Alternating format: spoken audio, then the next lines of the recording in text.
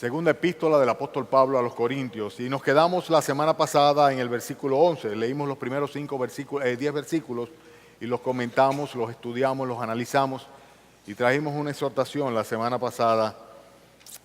Pero ahora vamos a ocuparnos de los próximos 5 versículos, o sea, los que van del 11 al 15.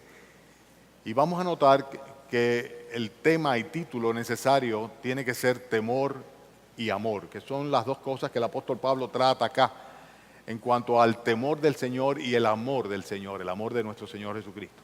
Y vamos a tratar de ver todo lo que comprende y todo lo que implica, tanto el temor al Señor como el amor a Cristo. El amor a Cristo y el amor de Cristo. Capítulo 5, versículo 11. Conociendo pues el temor del Señor, persuadimos a los hombres. Pero a Dios les es manifiesto lo que somos y espero que también lo sea a vuestras conciencias. No nos recomendamos pues otra vez a vosotros, sino os damos ocasión de gloriaros por nosotros para que tengáis con qué responder a los que se glorían en las apariencias, sino en el corazón. Porque si estamos locos es para Dios y si somos cuerdos es para vosotros. Porque el amor de Cristo nos constriñe pensando esto, que si uno murió por todos, luego todos murieron y por todos murió, para que los que viven ya no vivan para sí, sino para aquel que murió y resucitó por ellos.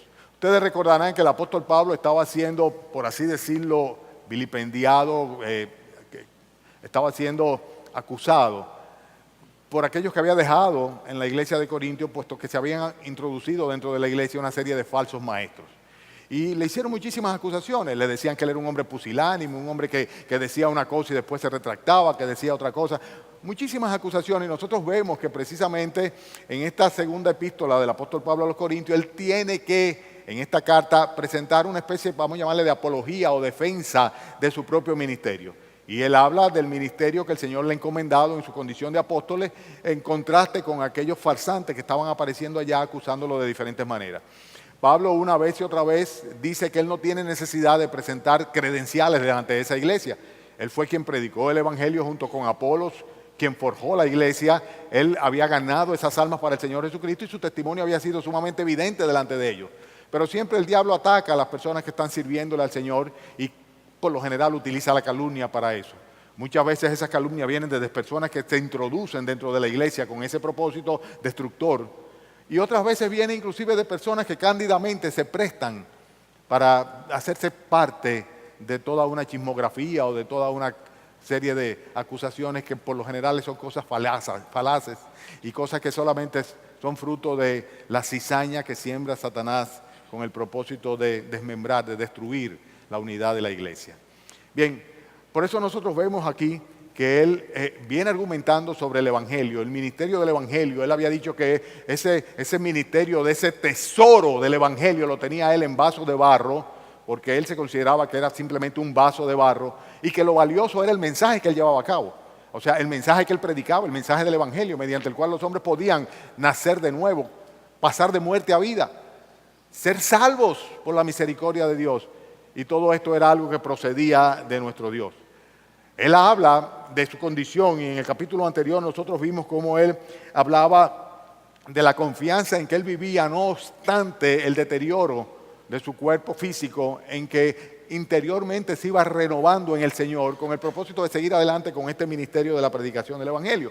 Y hablaba de su proceder, en varias ocasiones lo vamos a ver a él argumentando sobre los sufrimientos que como apóstol le tuvo que pasar y las luchas que había llevado a cabo por causa del evangelio, y decía que él tenía una conciencia plena de que lo que él hacía, independientemente de lo que pensaran los demás, lo hacía delante del Señor, porque él sabía que todos, inclusive él mismo, tendría que terminar compareciendo delante del tribunal de nuestro Señor Jesucristo. Es el versículo 10 del capítulo 5, porque es necesario que todos comparezcamos ante el tribunal de Cristo para que cada uno reciba lo que haya hecho mientras estaba en el cuerpo, sea bueno o sea malo. Y por eso él decía en el versículo 9, procuramos pues, sea presentes o ausentes, pues serle agradable a Dios.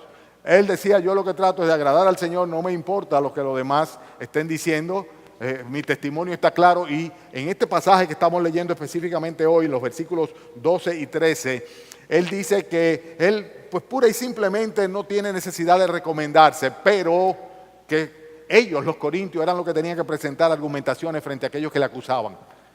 Porque sencillamente ellos tenían suficiente evidencia del testimonio del apóstol Pablo y que a pesar de que lo quisieran acusar en ocasiones de que él era un tipo fanático, un tipo loco, él decía, bueno, si somos locos, lo somos por causa del Evangelio de nuestro Señor Jesucristo, ¿verdad? Porque sencillamente estamos consagrados a la predicación del Evangelio. Pero si en alguna manera hay cierta cordura en nosotros, en el versículo 13 dice él, versículo 13 sí, dice es para el beneficio de ustedes. ¿Por qué? Porque estoy llevándoles el mensaje del Evangelio a través de estas epístolas y también cuando estuve allá en la iglesia. Entonces vemos que el apóstol Pablo tiene una conciencia plena de que lo que hace en el servicio a Dios lo debe hacer y lo hace por causa de que tarde o temprano él también, igual que tú y que yo, vamos a tener que darle cuenta a Dios en el tribunal de Cristo, de lo que hayamos hecho. A partir del momento en que tú te convertiste al Señor Jesucristo, ya tus pecados pasados fueron perdonados. Tu vida vieja fue echada en el fondo del mar. Dios no toma en cuenta tus anteriores transgresiones. Sin lugar a duda, la sangre de Jesucristo, dice la Biblia, nos limpia de todo pecado. Y si tú tienes a Cristo en tu corazón, todo pecado te ha sido perdonado. No hay pecado que la sangre de Cristo no tenga el poder de simplemente limpiar, lavar. Pero sin embargo, a partir de esa realidad, del hecho de que hemos sido regenerados, de que tenemos al Espíritu Santo morando en nosotros y que Dios espera que produzcamos frutos que abunden para su gloria, vamos a tener que dar cuenta a Dios sin lugar a dudas de lo que hayamos hecho a partir de ese momento en que fuimos salvos hasta que nos presentemos en el tribunal de nuestro Señor Jesucristo. El tribunal de Cristo no es un tribunal, como lo vimos la semana pasada, de muerte o condenación, sino es un tribunal de vergüenza o recompensa. O seremos recompensados por nuestra fidelidad o simplemente bajaremos la cabeza así, porque a pesar del amor de Dios para con nosotros, nosotros no tenemos ningún fruto, ninguna corona que presentar delante de Él. Bien, ese es el contexto del pasaje. Pero yo les decía a ustedes a forma de introducción y de enunciado del título y del tema que íbamos a hablar del temor del Señor, como dice aquí en el versículo primero, versículo 11, dice, conociendo pues el temor del Señor. Y en el caso del versículo 14 dice, porque el amor de Cristo, el temor del Señor y el amor de Cristo. De estas dos cosas que vamos nosotros a hablar, de temor y de amor. El temor del Señor, hermanos, es el resultado, para algunos que no lo entienden, ¿cómo va a ser que Dios quiera que le teman? Sí, Dios quiere que tú le temas, sin lugar a duda. Dios es un Dios de temor. Él es en sí mismo un Dios de temor. Y el temor de Dios o el temor del Señor, ¿verdad? No es otra cosa que una perspectiva correcta de quién es Él. Cuando una persona cae en cuenta de quién es Dios y lo pone en perspectiva de quién soy yo, óyeme,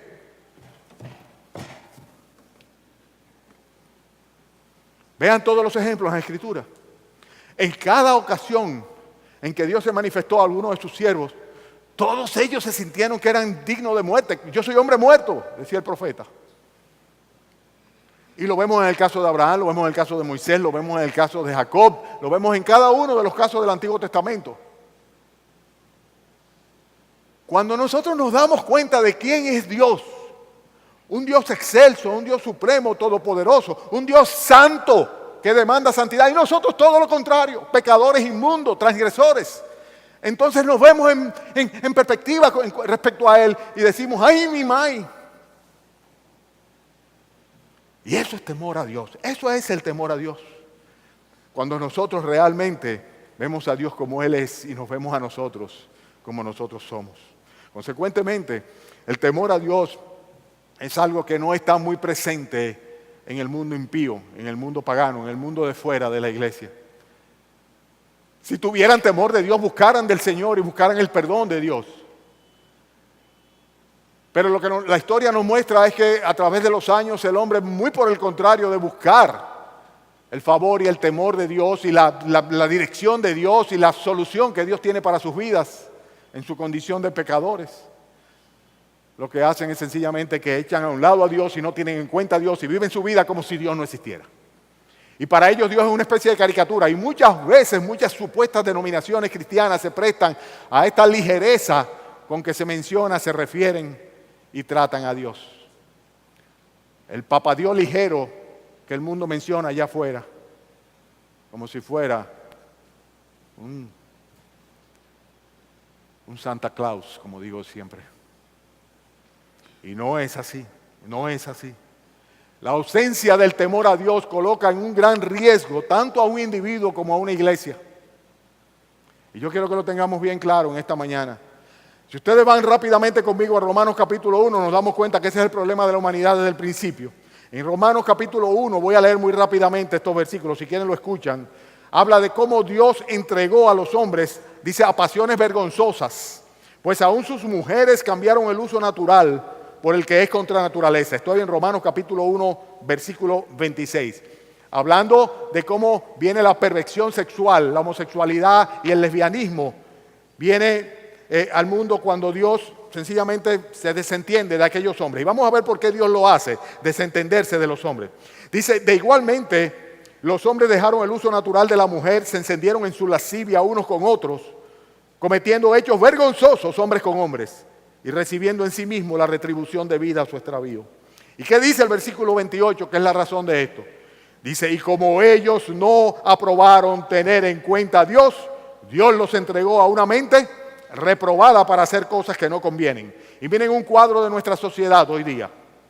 Estando atestados, o sea, hasta la cabeza, hasta la tambora, como decimos, de toda injusticia, fornicación, perversidad, avaricia, maldad, lleno de envidia, homicidios, contiendas, engaños y malignidades, murmuradores, detractores, aborrecedores de Dios, injuriosos, soberbios, altivos, inventores de males, desobedientes a los padres, necios, desleales, sin afecto natural, implacables, sin misericordia, quienes habiendo entendido el juicio de Dios y que los que practican tales cosas son dignos de muerte, no solo las hacen, sino también se complacen con aquellos que la practican. Qué pena, pero qué real. Este es el cuadro de lo que nosotros vemos día a día en el mundo entero. Hombres así porque sencillamente no tienen temor de Dios, no tienen en cuenta a Dios, no les importa, no filtran su vida, sus pensamientos, sus acciones, sus prioridades, absolutamente a través de lo que Dios esté pensando, lo que Dios haya dejado legado en su palabra, lo que Dios quiere, lo que es la voluntad de Dios. Hermanos, esto muchas veces trae consecuencias fatales aún dentro de la iglesia. Cuando el temor de Dios se echa a un lado, pues sencillamente esto trae siempre perjuicios fatales. De una manera individual, cuando una persona tiene temor de Dios, esa persona tiende a inclinarse a una comunión íntima con Dios. Un hombre temeroso de Dios, búscalo donde quiera que tú lo veas. Una mujer temerosa de Dios es una persona que está cerquita de Dios todo el tiempo, que tiene una íntima comunión con Dios, que sus pensamientos van hacia el Señor en cada momento. Y que más que buscar su propio placer o su propio beneficio, está buscando cuál es la voluntad de Dios y lo que glorifica a Dios. Esto es lo que vemos nosotros. Porque cuando una persona es temerosa de Dios y está el patrón en todo el Antiguo Testamento y en el Nuevo Testamento, lo primero que vemos nosotros es que esa persona se convierte en una persona piadosa. Porque el amor hacia Dios y la comunión hacia Dios crece proporcionalmente a su crecimiento en el temor de Dios. Mientras más teme a Dios, más se apega a Él. El Salmo 25 dice en el versículo 14 que la comunión íntima de Jehová es con los que le temen y guardan sus mandamientos. La comunión íntima del Señor es con aquellas personas que le temen, dice la propia palabra del Señor. A ellos le hará conocer su pacto. El temor a Dios, hermano, nos hace entender de una manera muy clara. Atiéndame bien, estas cosas que estamos predicando esta mañana son importantes. Y es a ti que eres creyente. ¿Cuánto más a ti que no lo eres? El temor a Dios nos hace de una manera muy clara entender que así como la mayor gracia que una persona pueda tener en su vida, sobre él y sobre su familia, sobre los que ama, la mayor gracia que puede tener una persona es el favor de Dios. Si Dios es por ti, ¿quién puede contra ti? Pero así mismo, la mayor desgracia que podemos tener, la más absoluta, categórica maldad que puede caer sobre nosotros, es la desaprobación de Dios. Si Dios no está en aprobarnos, en bendecirnos. Óyeme, poco falta si ya no hemos sido consumidos.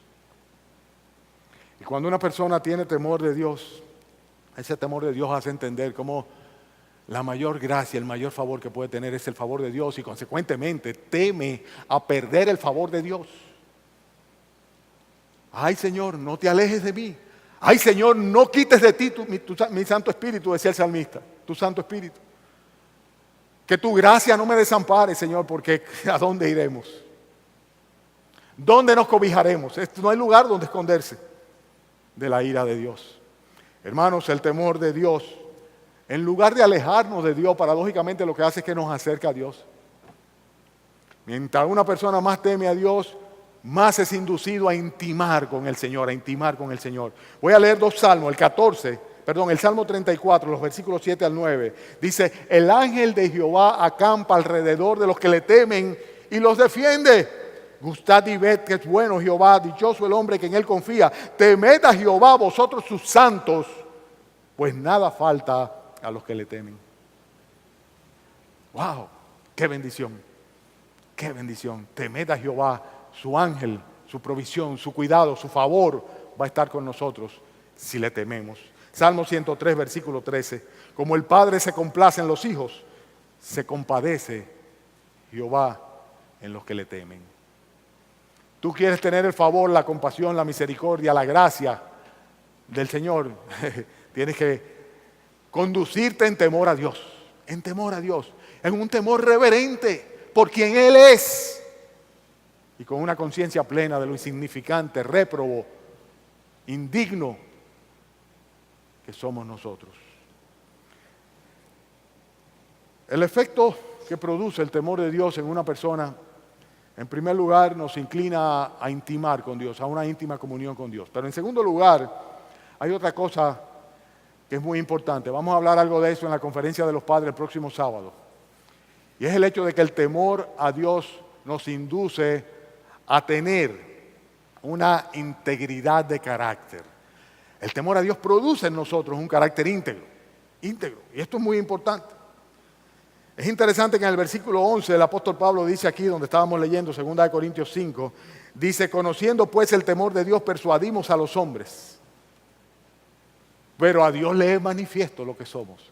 En otras palabras, tratamos de persuadir a los hombres, pero a Dios no tenemos que persuadirlo. ¿Por qué? Porque Dios sabe quiénes somos. Dios sabe quiénes somos. Y el tener el temor a Dios, dice, nos lleva a tratar de persuadir a los hombres en cuanto al juicio de Dios para que no caigan en condenación. Pero por otro lado, estamos tranquilos porque Dios nos conoce bien y conoce la integridad con que lo estamos haciendo. Eso es lo que está diciendo el apóstol Pablo. Estoy parafraseándole, lógicamente. Hermanos, cuando una persona teme a Dios, esa persona tiende a ser íntegro porque sabe, le consta, no le cabe ningún tipo de lugar a duda de que está siendo ¿cómo? Observado por Dios. Que está delante de la presencia de un Dios que es santo y todopoderoso. Y que si bien es clemente y misericordioso, no se goza en la injusticia, ni se complace con la maldad. Y por eso una persona que tiene temor de Dios, no importa dónde esté, no importa en qué contexto o circunstancias se encuentra, siempre va a actuar con integridad, porque sabe que Dios conoce quién es Él y Dios está delante de Él en cada momento. ¿Ustedes quieren el mejor ejemplo de eso?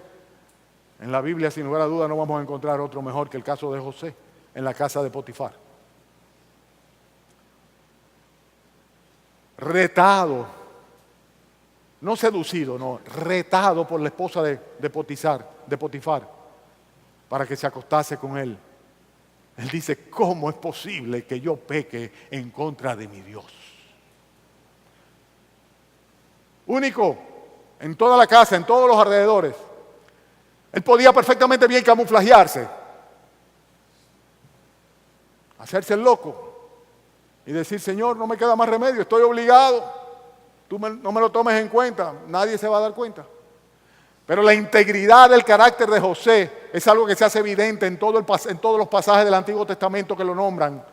Y vemos nosotros como él en todo momento lo que tuvo presente era su Dios, que estaba delante de un Dios que todo lo sabe, que todo lo ve, y al cual él quería honrar porque le temía.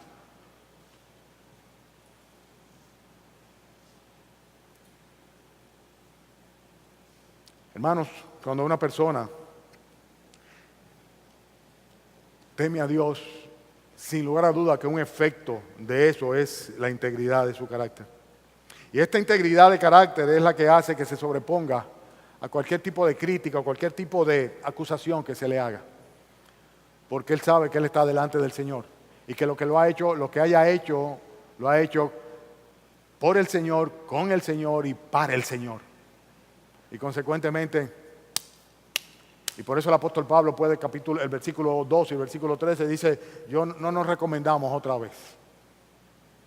No nos vamos a pasar el tiempo hablando de nosotros, porque esto no es importante. A Dios le consta lo que somos. Y conociendo el temor de Dios, persuadimos a los hombres. A pesar de que a vuestras conciencias es posible que no le persuadamos. Sigo adelante. Estamos hablando del temor a Dios. Y hay otra característica, otro efecto del temor a Dios, que todos ustedes lo conocen. Todos los que somos del Señor lo conocemos, porque lo hemos experimentado de una manera muy clara. Y es que el temor a Dios nos previene de pecar. Yo no era creyente. Y recuerdo cuando vivía solo en Italia, las oportunidades de pecado de las cuales el Señor me libró, porque tenía un profundo temor a Dios. Nadie me iba a acusar, nadie me iba a ver, nadie se iba a enterar. Por el contrario, me iba a poner a tono con la sociedad, con el medio, con lo que hacían los demás que estaban como yo allá, estudiando, el resto de la juventud, 23 años de edad. Pero ¿cuántas veces no? Porque Dios no lo va a probar eso. Y no conocía las Escrituras. Y no conocía a Jesucristo como Señor y Salvador. El apóstol Pablo dice, yo conociendo el temor a Dios, dice, yo trato de persuadir a los hombres. El temor a Dios nos preserva del mal. La Biblia lo dice una vez y otra vez. El texto de Proverbios capítulo 16 dice, con misericordia y verdad se corrige el pecado y con el temor de Jehová se apartan los hombres del mal. El temor de Jehová es lo que hace que digan, no. ¿Por qué? Porque eso a Dios no lo agrada. Satanás planta su tentación cuando Dios se encuentra lejos del creyente. Cuando a Dios lo tenemos a un lado, cuando no lo tenemos presente, es cuando entonces Satanás viene y planta sus tentaciones en la mente de los hombres. Cuando Dios no está en nuestros pensamientos. Bienaventurado el hombre que teme a Jehová y en sus mandamientos se deleita en gran manera. ¿Por qué? Porque sencillamente eso se va a constituir en una especie de salvaguarda, de prevención y previsión en contra de los ataques del adversario. Lo que estoy diciendo, hermanos, es que tanto la tentación como el pecado pierden absolutamente su poder cuando Dios está cerca. En la medida que nos acercamos al Señor, en la medida que tenemos una comunión íntima con Él, que viene como consecuencia de una conciencia de quién es Él y la necesidad que tenemos de su favor y su gracia, entonces en esa medida el pecado y la tentación se alejan de nosotros. ¿Por qué soy tan vulnerable? Claro, porque estás solo.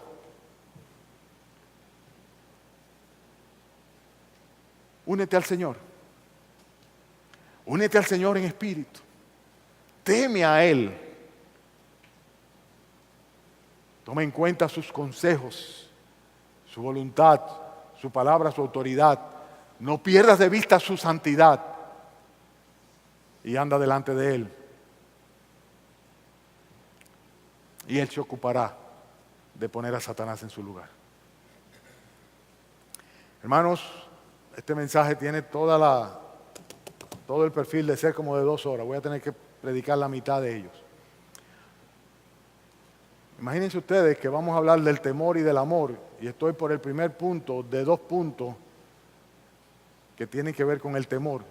De aquí a cuando lleguemos al amor, hay algunos de ustedes que se me caerán del sueño. Y nadie dice no, o sea que sí.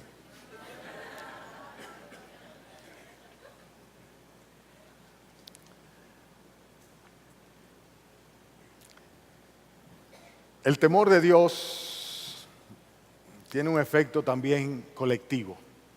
No solamente individual, sino también colectivo. Y el colectivo se evidencia ¿en dónde? En la iglesia. En la iglesia precisamente. Porque en la calle no vamos a hablar de temor de Dios. Y la primera cosa, de solamente dos, no pienso ser exhaustivo. Este mensaje no es exhaustivo en cuanto al temor de Dios como tema, no es temático. Estamos hablando, es textual, ¿no? La primera cosa que quiero enfatizar, solamente dos voy a hacerlo en esta mañana, es el hecho de que el temor a Dios define la forma del culto que le ofrecemos. Cuando nosotros venimos aquí a la iglesia, a veces yo me pregunto, ¿venimos con conciencia de a qué venimos? Porque es posible que tú vengas a oír algo nuevo. Enséñanos, Señor, hoy algo nuevo. ¿Para qué? ¿Qué nuevo ni nuevo? Si lo viejo todavía no lo hemos aprendido. Además no hay nada nuevo. Es la misma palabra de Dios que vive y permanece para siempre. Tal vez tú viniste porque sencillamente hay un Dios y tú quieres de alguna manera agradarle a Dios, y para meterte en una iglesia ritualista donde te hagan 2 o 3 genuflexiones y movimiento de brazos y te suban cáliz y te bajen cáliz, tú dices, vamos ya que por lo menos apelan a la razón, al argumento. Hay una Biblia y aprendo algo de la Biblia. Tal vez eso te trae perfectamente bien. No que sea válido, pero son motivos que traen a las personas a la iglesia. Algunos dicen, no, hay que ir porque ese predicador tiene un pico de oro, hay que oírlo. De poco sirve. Pero cuando nosotros nos congregamos, hermanos, nos congregamos solamente, no básicamente, sino solamente para rendirle culto a la divinidad, a Dios, al Dios en el cual creemos, al cual adoramos, de quien somos. A eso es que venimos aquí, rendirle culto a nuestro Señor Jesucristo. A eso es que venimos nosotros. No venimos a otra cosa. Es un día que dedicamos al Señor para rendirle culto a Dios. Este es nuestro altar, esta es nuestra ofrenda. Todo lo que traemos, las ofrendas que traemos. Damos gracias, Señor, por las ofrendas que traemos, porque con esto podemos nosotros cubrir los gastos. Es que esas ofrendas no son para cubrir los gastos. Esas ofrendas son ofrendas del corazón del creyente a Dios, como una manera de adoración. Eso es lo que son. Y si cantamos, procura no estar cantando sobre cosas, qué bello es el Señor. Está bien, no hay problema, qué bello es el Señor. ¿Verdad? Está muy bien, perfecto, se reconoce la belleza del Señor. ¿Pero a qué belleza te refieres tú? ¿Por qué no me hablas mejor del temor de Dios? Cada parte de nuestro culto tiene que estar de una manera muy clara, sellado con el sello del temor a Dios. El temor reverente a un Dios santo. Si pensáramos así, no viniéramos vestidos como venimos a veces, que da vergüenza. El día que peor nos vestimos es el día que venimos a la iglesia. Porque el resto de la semana nos vestimos muy bien, para honrar a los hombres, para trabajar. Si pensáramos así, eliminaríamos una serie de conversaciones que tenemos previas, mientras y después. Muchas veces la semilla sembrada de la palabra de Dios la sacamos inmediatamente allá afuera con un tema que introducimos sumamente ligero y superficial, en vez de una reflexión sobre lo que Dios nos ha enseñado. Si pensáramos así, nuestro culto fuera otra cosa. Nuestro servicio de adoración, nuestras alabanzas, no hubiese tantos conflictos en la congregación. El ministerio de alabanza de esta congregación ha sido tradicionalmente un nido de conflictos. Yo me pregunto, si cada uno lo que quiere realmente es honrar a un Dios a quien teme, ¿por qué tiene que haber conflictos?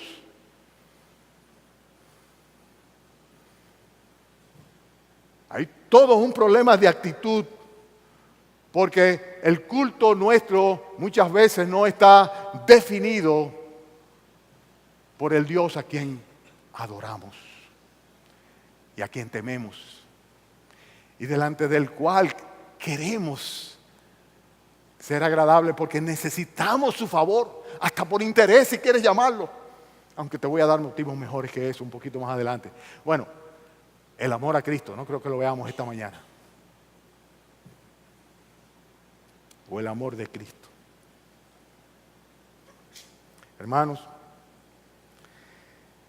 colectivamente el temor de Dios define sin lugar a duda la forma como la iglesia adora, alaba, ora inclusive. Muchas veces, hermanos,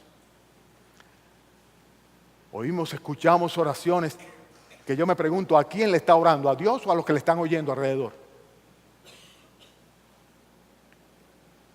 Porque cada creyente, aún orando congregacionalmente, como Dios nos manda que lo hagamos, porque hay algunos que ni siquiera quieren orar congregacionalmente, sino que oran solo.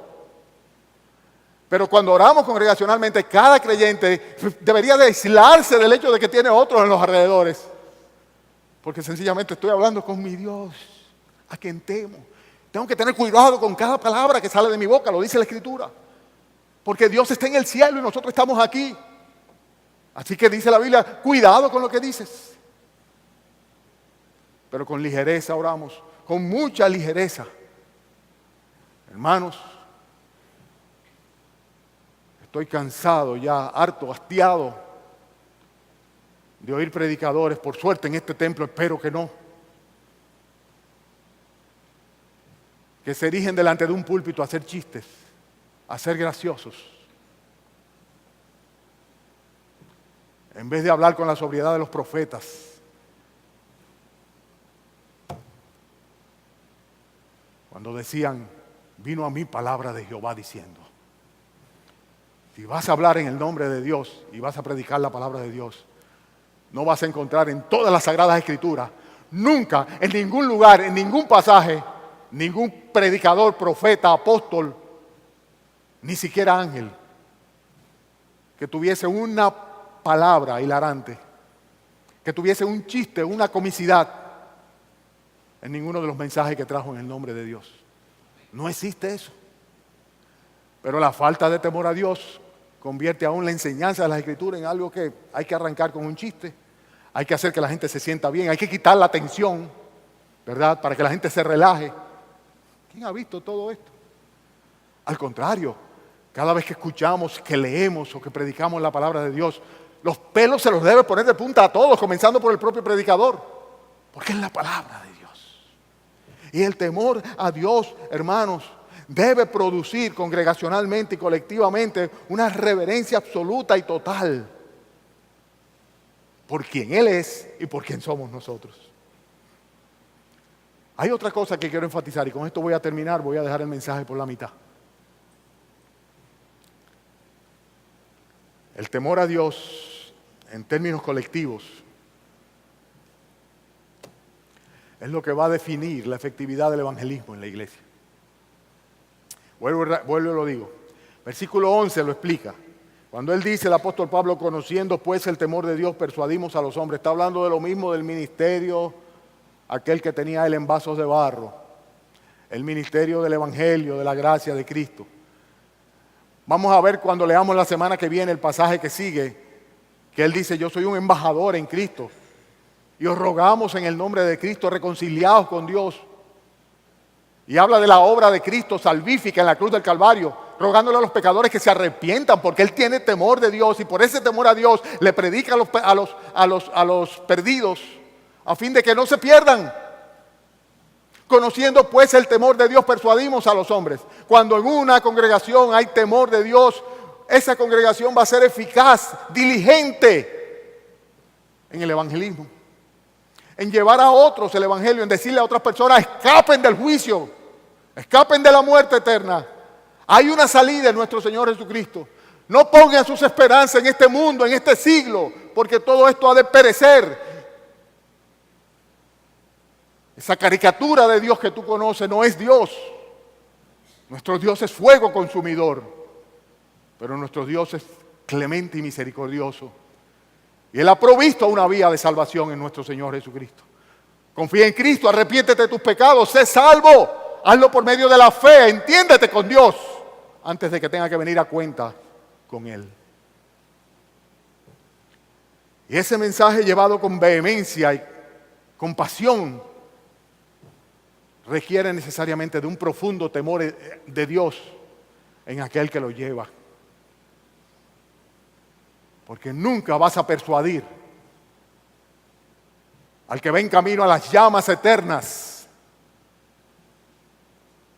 de la necesidad de ser arrebatado de ellas, de escapar del fuego eterno, de acudir al único que puede salvarle, hasta tanto tú no tengas una plena, absoluta y total conciencia de que Dios es un Dios de temor, que con Él no se juega, que Dios es un Dios justo y que no tendrá de ninguna manera por inocente al culpable. Y esto nos debe realmente mover a la misericordia con aquellos que no le tienen. Hermanos, la iglesia primitiva creció de una manera potencial. La palabra de Dios enseña que en el primer discurso que Pedro hace el día de Pentecostés, se pone Pedro a predicar y habla de Jesucristo y la necesidad de arrepentirse. Dice ese mismo día, 3,000 personas se convirtieron a Jesucristo. Y es muy interesante lo que dice Hechos 2, capítulo 43. Dice, y sobrevino temor a todas personas y muchas maravillas y señales eran hechas por los apóstoles. Lo que vino sobre la iglesia primitiva desde el principio fue temor a todo el mundo. No fue, ay, qué bueno, ya me convertí, ay, Jesucristo, mi Señor. No, temor.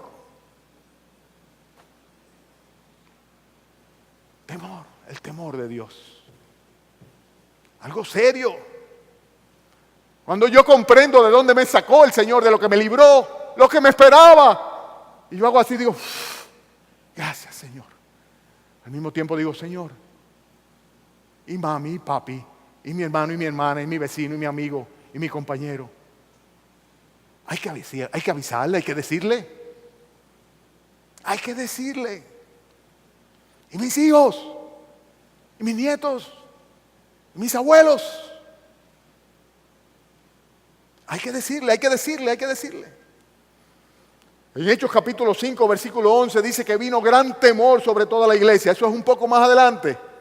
Dice, y sobre todos los que oyeron todas estas cosas. Y en Hechos capítulo 9, versículo 31, luego que viene la gran persecución, dice, en Hechos capítulo 5 es el pasaje de Ananías y Zafira, ¿verdad?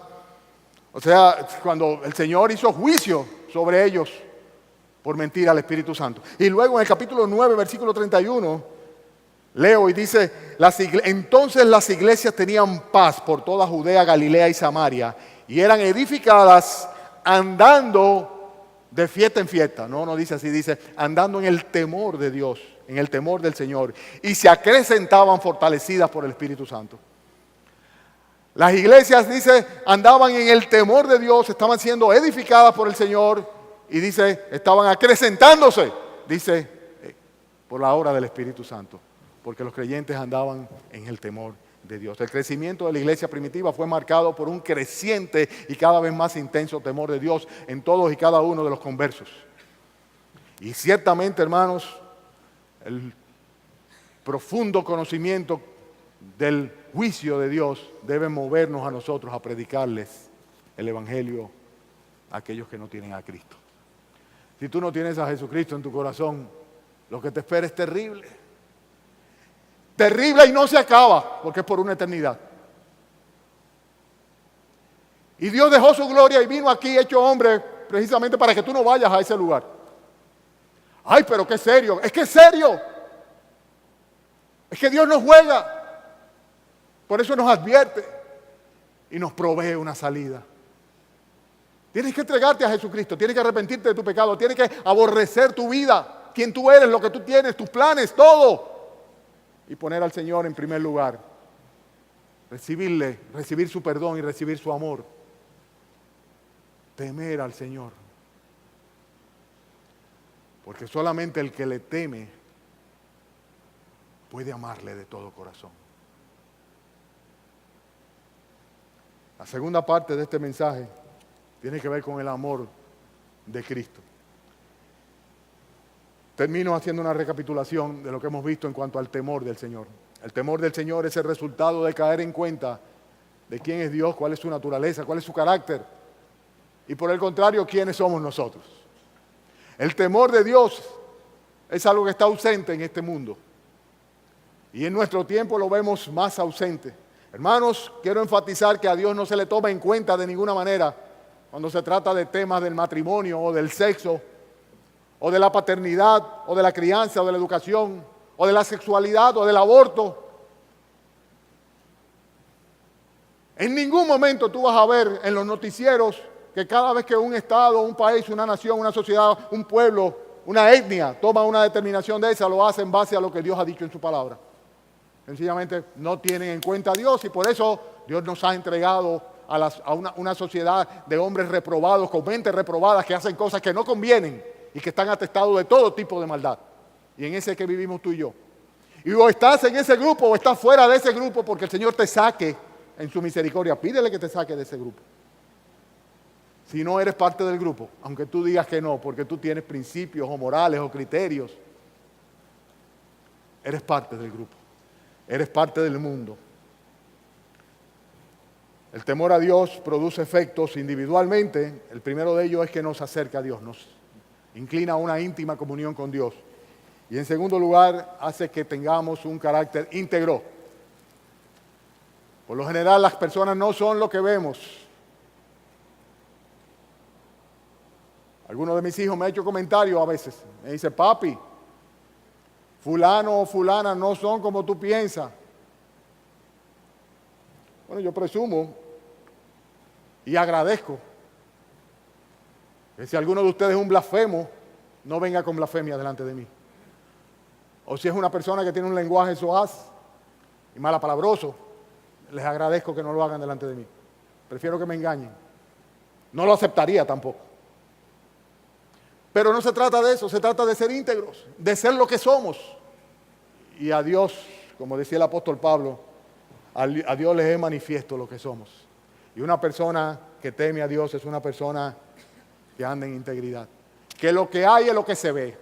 Esto es lo que hay. No hay más para allá ni más para acá. Independientemente de lo que tú pienses. Una persona que anda en el temor de Dios es una persona que va a ser prevenida de pecar en contra de Dios. El temor de Dios nos previene de pecar. Y el pecado siempre trae su daño y su consecuencia. En la medida que nos acercamos a Dios, el pecado y el adversario, Satanás, se aleja de nosotros. ¿Saben una cosa, padres? El gran reto a la larga es sembrar por la misericordia de Dios en los corazones de nuestros hijos el temor a Dios. Si temen a Dios, van a amarle también. Hay que sembrar el temor a Dios en nuestros hijos. Que estén claros desde que nacen que están bajo la soberana presencia de un Dios santo, un Dios justo y un Dios bueno, un Dios amoroso. Para que sepan con quién están lidiando, con quién están tratando. Finalmente, hermanos, colectivamente, entre los efectos del temor de Dios, vemos que esto va a ayudar a definir la forma como la iglesia rinde culto al Señor y también la eficacia que tenga una iglesia en cumplir con la gran comisión, el llevar la palabra de Dios, el mensaje de Cristo, el evangelio de la salvación al mundo. Esa es la mitad del mensaje.